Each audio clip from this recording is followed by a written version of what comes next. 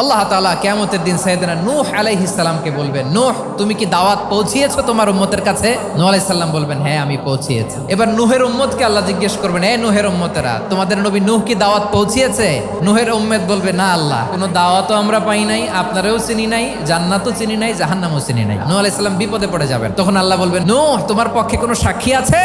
নূহ আলাইহিস সালাম বলবেন, আছে। কে? উম্মতে মুহাম্মাদি। তখন আমরা বলবো, আল্লাহর নবী নূহ আলাইহিস সালাম তিনি আপনি যা যা বলেছেন ঠিক তার উম্মতের কাছে পৌঁছে দিয়েছে। এবার নূহের উম্মতের সাথে আমাদের ঝগড়া লাগবে। তারা বলবে, তোমরা আসছো আমাদের হাজার হাজার বছর পরে, তোমরা কি করে জানলা? তোমাদের সাক্ষী ধর্তব্য হবে না? আমরা তখন বলবো, আমাদের কোরআনে তোমাদের নবীর নামে আল্লাহ তাআলা একটা সূরা নাজিল করেছেন, সূরাতে নূহ। দিন রাত এক করে তোমাদের কাছে তিনি দাওয়াত পৌঁছেছেন, সব আমরা জানি। আমরা যখন বলবো এই কথা, নূহের উম্মত চুপসে যাবে। তখন আমরা সত্য বলেছি কিনা এটা আল্লাহ তাআলা জানতে চাইবে বিশ্বনবীর কাছে। তখন বিশ্বনবী আমাদের পক্ষে সাক্ষী দিবেন। আওয়াজ করে বলেন আল্লাহু আকবার।